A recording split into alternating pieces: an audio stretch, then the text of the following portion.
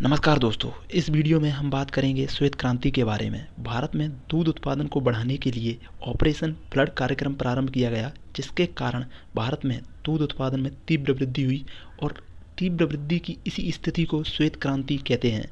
इसके लिए वर्गीज कुरियन के नेतृत्व में 1970-71 में ऑपरेशन फ्लड कार्यक्रम प्रारंभ किया गया। यह कार्यक्रम 3 चरणों में संपादित हुआ, जिसके कारण भारत में दूध उत्पादन में बहुत अधिक वृद्धि हुई।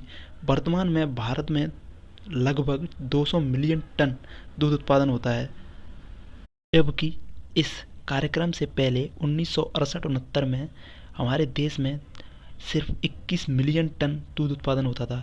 यानी उस समय हमारे देश में प्रति व्यक्ति प्रतिदिन 107 ग्राम दूध उपलब्ध था, जबकि आज प्रति व्यक्ति प्रतिदिन 407 ग्राम दूध उपलब्ध है। अब भारत दुनिया में सबसे अधिक दूध उत्पादन करता है और इस तरह पहले स्थान पर बना हुआ है। भारत में विश्व का सर्वाधिक पशु संसाधन पाया जाता है, लेकिन फिर भी पशुपालन की स्थिति पारंपरिक और जीवन निर्वाह बनी हुई थी। यानी हमारे देश में लोग मशीनों का इस्तेमाल बहुत कम करते थे और वह सिर्फ निर्वाह के लिए दूध उत्पादन करते थे, उसे व्यवसाय के स्तर पर नहीं करते थे। इसी को ध्यान में रखते हुए पशु संसाधनों के अनुकूलतम उपयोग और इस क्षेत्र में तकनीकी सुधार के उद्देश्य से 1964 में सघन पशु विकास कार्यक्रम प्रारंभ किया गया। इसका उद्देश्य उन्नत नस्ल के पशुओं का विकास करना था।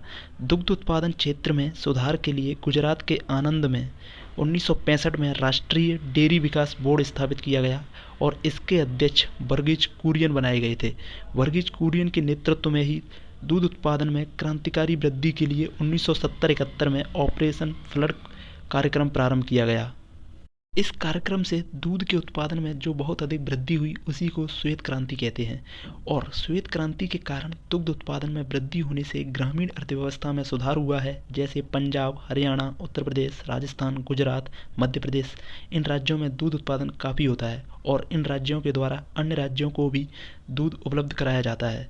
और वर्तमान में भारत डेयरी उत्पादों का निर्यात भी करता है, क्योंकि दूध से कई तरह के बाय प्रोडक्ट बनाए जाते हैं, जिनको भारत में बड़ी मात्रा में उत्पादित किया जाता है और दूसरे देशों को निर्यात किया जाता है।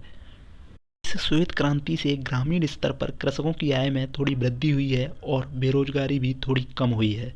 तो यह श्वेत क्रांति का ही प्रभाव है। धन्यवाद। उम्मीद करता हूँ वीडियो इन्फॉर्मेटिव लगी होगी।